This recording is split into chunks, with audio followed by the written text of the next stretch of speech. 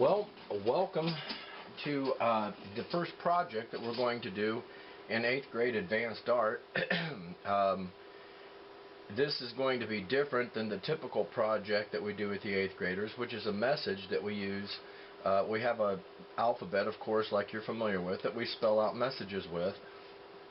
But in this particular class, which is 8th grade advanced art class, what we're going to do a little bit something different that gives you a little bit more creative freedom, however still incorporates all the design elements and principles that we were discussing and you had to take notes about during the lecture on design, which most of you are familiar with. If you're in the advanced art class, then you have probably taken 6th, 7th, and 8th grade art successfully, and now you are here. So this project's a little bit more complicated, and it's more complicated because you have to incorporate the various elements of art and the principles of design that are listed in here, and you really need to be able to explain why you were doing it as well. So we're going to have some freedom to lay these all out in your own way. However, that has to have certain things that happen in it. So for instance, it must have your initials in it. So what we are creating here is something that is a lot like a personalized flag or a banner. If you were to have your own country or your own organization, you might have a reason to create your own personalized flag or banner, or your own kingdom, for instance. So it has symbols in it, and we're going to try to communicate that information through symbols. A lot of it you'll have to look up online. A lot of it you'll have to ask your parents and guardians about, and grandparents, in order to know these things. There are examples of this on the rules video, and also if we were in a physical classroom, I'd had numerous examples. I will attempt to get to my classroom so that I can get those examples and post them on this particular project. So I must have all 10 of the elements and principles, the design concepts that are listed in the lecture earlier, and it must have these things as well. So your initials are really important to include into this flag or banner that you're going to make, and it must also include whether there is a numbers, like if you were a second or the third of somebody. So if you're a second or a third in that line or so forth, you'll want to include that. And also if you're a junior, for instance, that's also a good indication of something that you can work with in there as well. Now, things about your culture have to be included in this as well, and this is where you may have to get online and do some examination of some of the flags of the countries that your ancestors have come from. And this is usually a very interesting time to talk with your your grandparents or your parents, aunts and uncles, individuals that know something about your family's past. And so you have to have some sort of an indication of the country that you're descended from, and also indications of like the state that you're from now, and perhaps the state that your parents or grandparents came from. And then indications about your ethnic past and where you came from and the culture you are from. So if your ancestors came from Ireland, you would want to put some sort of indication of that in there. If your ancestors came from Hawaii or Brazil or any of the countries in Africa or Europe, you would want to somehow put that in there somehow so that it would be indicated. Also symbols, cultural symbols. A lot of the flags of a lot of cultures around the world have individualized symbols in their flags, so you should definitely look up flags of the countries of the world just for some insight in how to create your own flag or personalized banner. Now it has to have 8 interests, and not just interests, but things that are important to you. And you need to come up with symbols for those. And there are symbols that are available if you research them online. So 8 interests that are important to you. So if, for instance, education is important to you, then you would look up a symbol for education and you would include that into the design of your flag. If music is important to you, perhaps a symbol such as a music note or a musical clef would be appropriate for this. If sports are important to you, well, there are symbols for all of the various sports for sure. So you could look that up also, and then that's what you're going to put into your rough draft, and ultimately will be included in your finished product. It's important also, just like a country has an establishment date, typically the United States is thought of as being established on July 4th, 1776, so your establishment date would be your birth date on there. And so, you know, we should actually literally spell it out and not just use numbers. So we're going to make it, you know, fancy. So a fancy birth date. And also we're going to come up with whatever your zodiac symbol is. That's, for instance, if you are a Gemini or a Pisces, etc. These types of symbols are easily looked up, and let's say a Gemini, or whatever your zodiac symbol is. There are symbols for this, and you can look these up, and you'll find there's lots of different interesting ideas that go along with this. And it's not necessarily the zodiac, the medieval zodiac of Europe. You could also use the zodiac of the Chinese zodiac. You could think of using the zodiac of the Native Americans if you can find it, or other zodiacs that might be available to you as well that have signs for years and dates under which you were born. And lastly, embellishments are merely just decorations, and they should have some meaningful connection to the artwork. However, they don't have to be. So, you know, I believe they should have some meaning and connection to the artwork, and that makes the artwork much more attractive. It makes people want to be able to see what it is. But they're really just decorations, which is part of the tradition of doing design work, and making flags is a lot of design work. So you'll have to be able to explain a lot of this during the period of time that we're making this, and it's important to always consider all of these things as we go through it. Okay, now that we've checked that out, you'll want to reference this quite frequently, so if you need to take notes about this, you need to pause and write it down so that you know what we are going to do, or you can always come back to this demonstration. Now what we have here right now is just our planning work, okay? And I'm going to, in a pen, although I don't normally do this, but I'm just going to write planning work.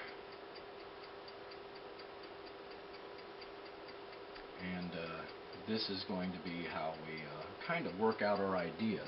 Now the piece of paper that we have traditionally done this on is 11 by 17, which is legal size paper. Maybe it's 14. Better check this out. Ah, shut my mouth. It is 8.5 by 14. So, good thing we checked these things out. So 8.5 by 14 inches. It's legal sized paper. That's all you really got to understand. And it came out of it was a printer. If you can't find it this exact size, something that approximates the size will be more than adequate. And furthermore, it doesn't have to be paper. It can be lined paper. It can be any sort of paper for your planning work whatsoever. So it's 8.5 by 14. Now, we've traditionally started this, and there is no real rules for how this is done. However, it's a good start, or it has always worked out in the past, that we do a little bit of border work, and that's where the embellishments, that's part of this requirement down here, is embellishments, decorations, and meaning. So traditionally, like on flags, embellishments like fringe or decorations are done in the border.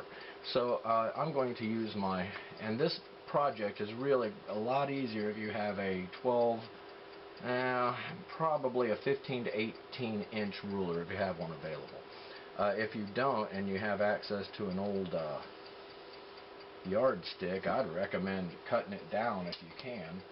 So our embellishments traditionally go in the border or on the edges of flags. And if you look at the flags of the countries, oh my goodness, flags of the countries of the world, that's pretty clear to see. Now when you're using a ruler, of course, you gotta, especially if you're going to go backhanded, I guess you need to hold it down firmly. I was messing up there.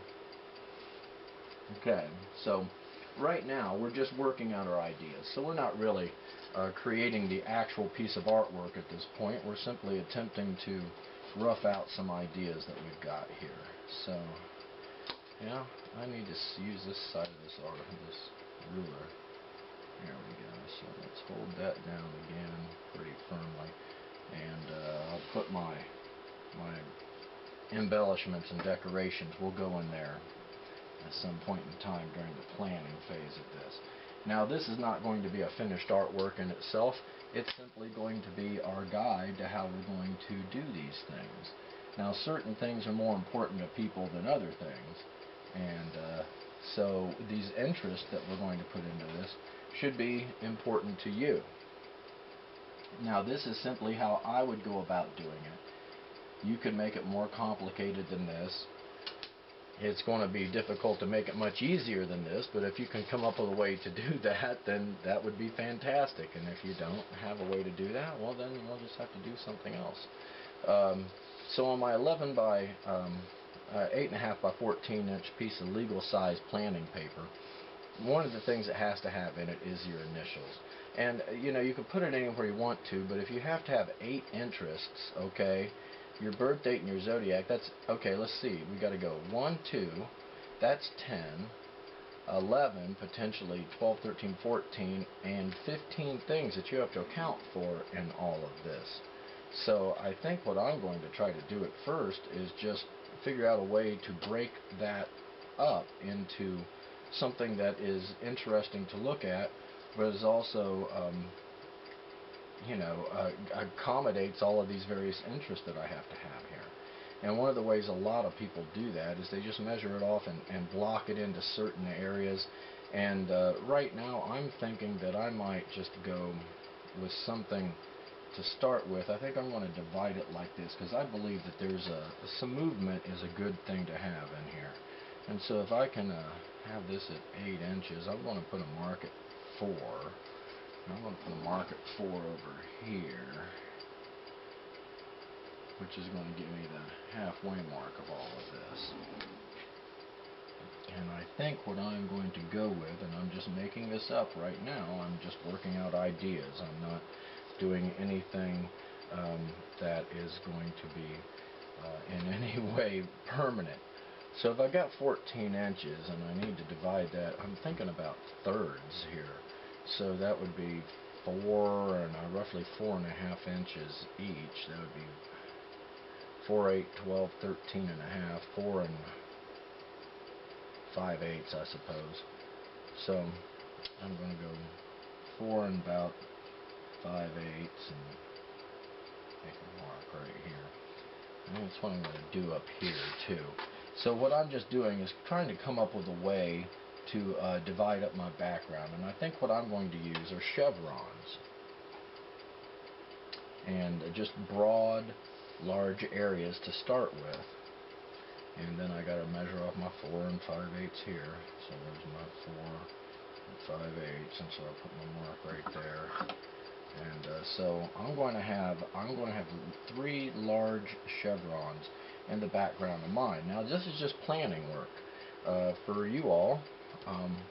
You know, you could put something else in the background. A lot of people will split it into 4 pieces. Some people split it from corner to corner and they put things in the middle. I'm going to simply do it this way because it's novel and I want it to look new and different from what everybody else is doing. Okay, so if I go 4 and 5/8 again here, and I put a mark right here, and I go in 4 5/8 up here, see, put a mark right here, same thing down here. So a lot of measuring in this particular approach here, but all of the time that you spend doing your setup work is really important to the overall success of the project. So like I said, I'm just measuring off the stuff right now that I want to do and getting my ideas fixed up, and that will make it much easier to move forward with the project. And speaking of that, movement is one of the principles here that we're trying to address in our project, and this, it's already developing that powerful sense of movement. I'm going to bet that's about 4 5/8. Pretty close. So I'm going to be able to go from the corner to here, and yet again like this. So I'm really kind of already liking the direction this is moving in, if you get my. So, see, I could go in here right now and I could already, circle the fact that I'm addressing movement right there. Maybe make a note that the background is chevrons. And so you can kind of work these things out as a chevron as you go along. Because when this is all done on a large piece of 12 by 18 inch paper, it's going to be quite impressive. Okay, so I'm going to go ahead and bold up some of my lines here because I think it's important that you be able to see what I'm doing. But these are just preparatory sketches. This is not the artwork in itself. And so I'm simply trying to section off areas where I can start putting some of these requirements in and make them look attractive rather than clumsy, just like I put on a bunch of stickers or something. I want them to look like it was meant to be the way it is, and it tells the story of what it is I'm trying to communicate to people. So in this case, I've got some chevrons. That's not too bad. I'm going to say here, let's focus that. Stand by. Looks pretty good. So now my initials, I would have to put them in somewhere into this, and I suppose, the flag of the United States has the 50 stars, so the United States flag is about the individual countries, and or the individual states that are in it, and it's in the upper left hand, so maybe I'll figure out a way to put my initials in the upper left hand corner as well. Now, my initials are wide initials, B, K, and M. They don't all have to be capital letters, but capital letters are really bold and really stand out if they're important to you. So what I might do here is section off this portion right here, see? Now it's really, sometimes when things break out of their squares, it's very interesting to see it that way. So I'm going to take this area, and I think I'm going to, I like the way the slanting line is already working there for me. So I'm going to use another ruler,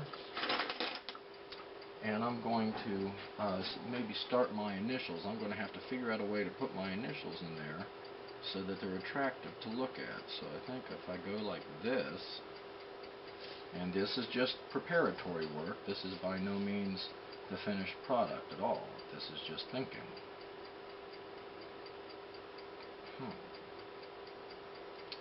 So maybe about like this. Yeah, it looks about right. So that gives me something to operate inside of here, and if I were to put my initials in, and they're about 1/3 and 1/3, wow, what's the distance here? It's tricky. Here's what I'm going to do. Here's what I'm going to do. Because when you crop things, it looks really neat. So I'm going to have part of my initial, my B, coming out, and it's got to be about 1/3 of this distance here, so maybe I will be able to make it work sometimes, and it's good. That's why you're planning things out. So like the B is going to be running off the page, and so I can put that in there and then make this lower bout.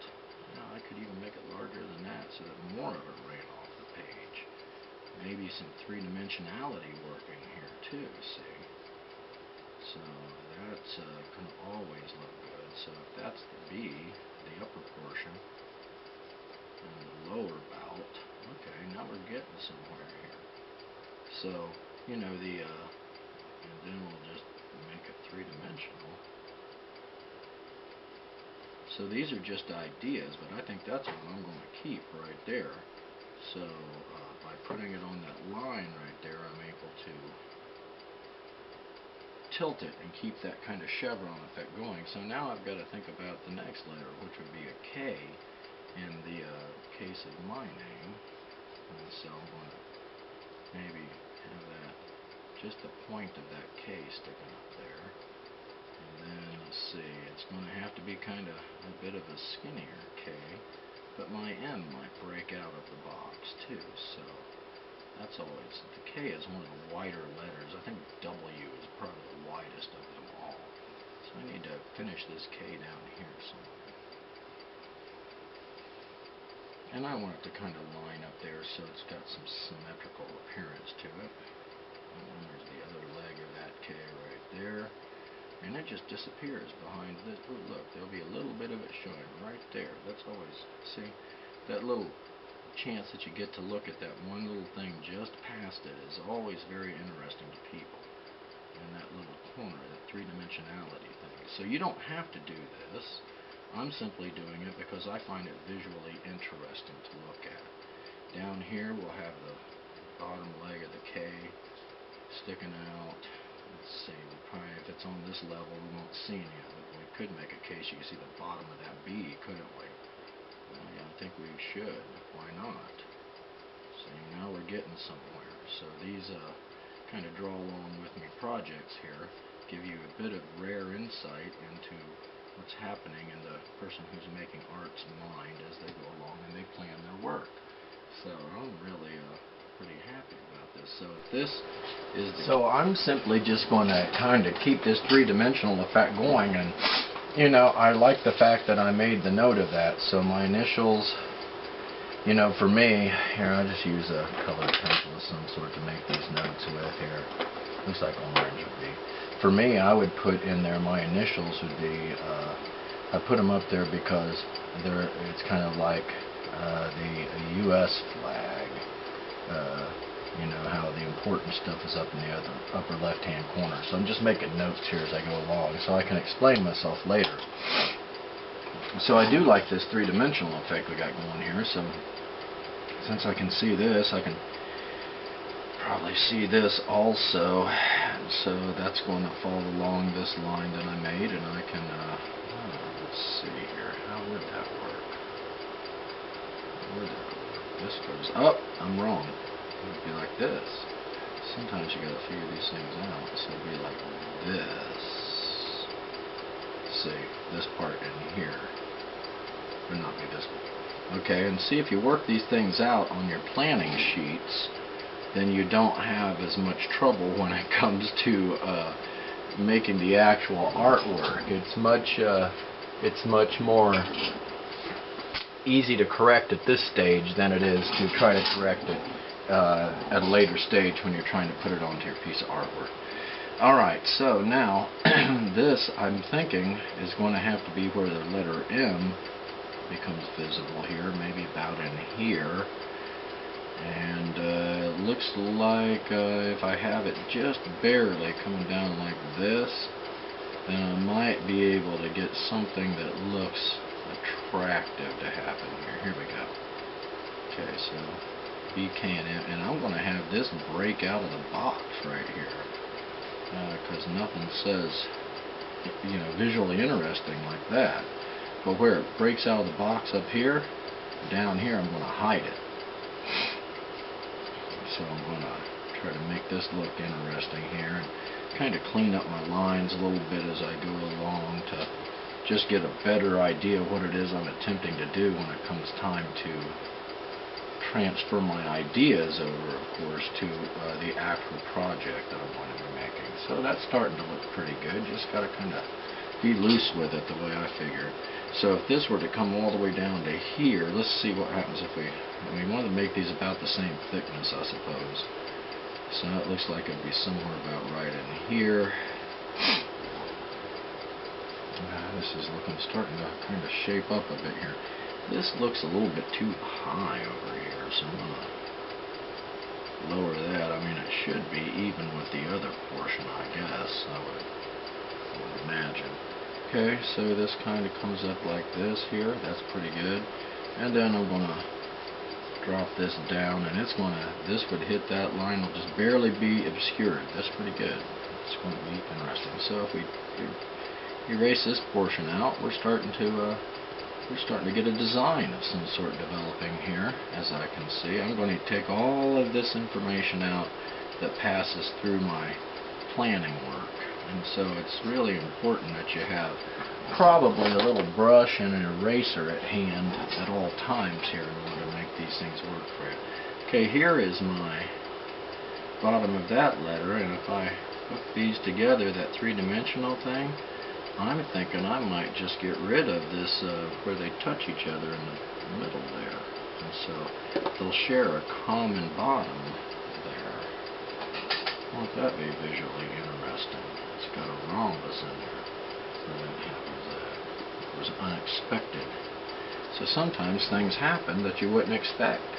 Okay, so that means we're probably going to be able to see, if we can see some of this, like this, we're probably going to be able to see, probably that's all going to be hidden, so I guess we'll just have to live with that.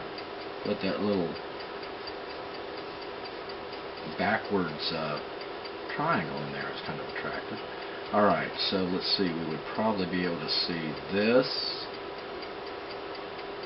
portion of that, and we would be able to see this portion of this, and it would be protruding from here. No, it would come all the way down. It would just go off the picture right there. So that's what's going to happen here. See, this is going to be hidden.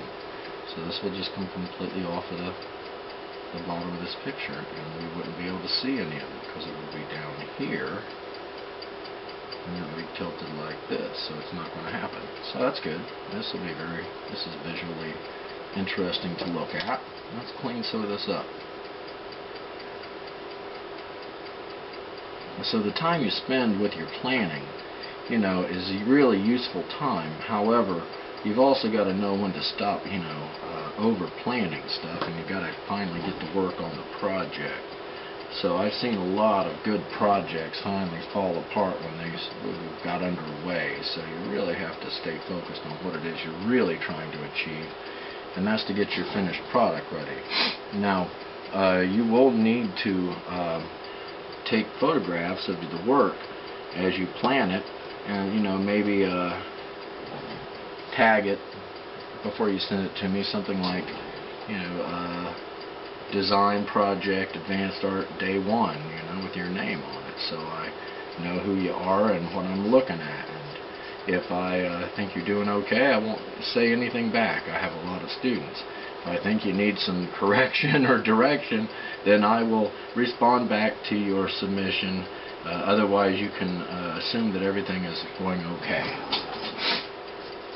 Now look, this is pretty interesting. I've already got like one part of my project done. I've added a little bit of space and depth to it with the three-dimensionality of thing going on. Okay, so see, that gives me something to think about now in the other parts of my project. So I would have to do a little bit more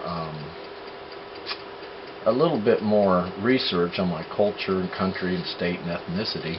But for right now, I bet I could figure out. I know my birth date and some interest as well. So if I were going to put my birth date into all of this, and I wanted it to look interesting, that would be the establishment date of, like, your country, I suppose. Then I think what I would do, because see how this is obscured over here, I think I'm going to consider the idea of a banner that passes in front of this, similar to this, okay? And you can look up little pictures of banners, and see, now I'm getting some curved line in there, and see, we've got to also consider, straight and curved lines in here. So these are things that as we are working through this, you have to be able to explain and work out and make notes of. So we have straight and curved lines, and so I've already made pretty good use of the straight lines, but curved lines. So you need to make notes of this as you go along, so you keep track of what you're doing and you can explain yourself. But in this case, I'm using a curved line, and that's going to come to here, and I'm going to make it come to about right here, and I'm going to drop this down rather significantly, about the same distance. And really we're just working loosely here, okay, trying to just get our ideas worked out. We're not really thinking about the finished work of art yet. There might be things that completely get taken out of this. Now, some people's planning skills are really good, and other people's planning skills, they never really do get anything really totally planned out. I've been pretty successful with planning out instruction, and also, working out my own projects over the years, which are, I try to keep them complicated enough to keep me interested, but also simple enough that I can get them done. So now, some of you may actually know where we're going with what you're looking at here, and sometimes you'll see on flags a banner that's underneath a portion of something, and it's got a date on it, and usually it's the establishment date of either the colony or of the country or of the company. It was a corporate logo. So we're going to simply draw a line here, and another line right here, and I'm going to lazy S, lazy S all the way to the edge right there, because it breaks out of the border that way, and people love that. Come down here and lazy S again, another one in reverse, and then we'll just a lazy, you got to make it look good, okay? It's a drawing, okay? It's not just a ridiculous project that you do. It's a reflection of your own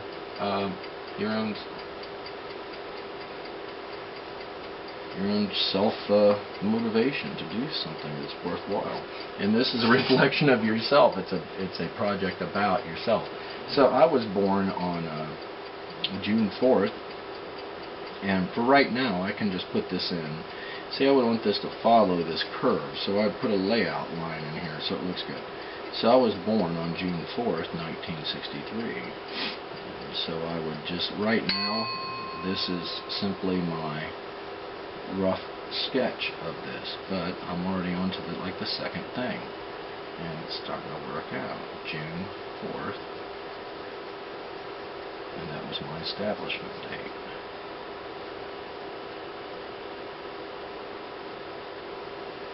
And then 1963. I know that seems like a million years ago to you all, but it doesn't seem like it was that long ago to this old guy.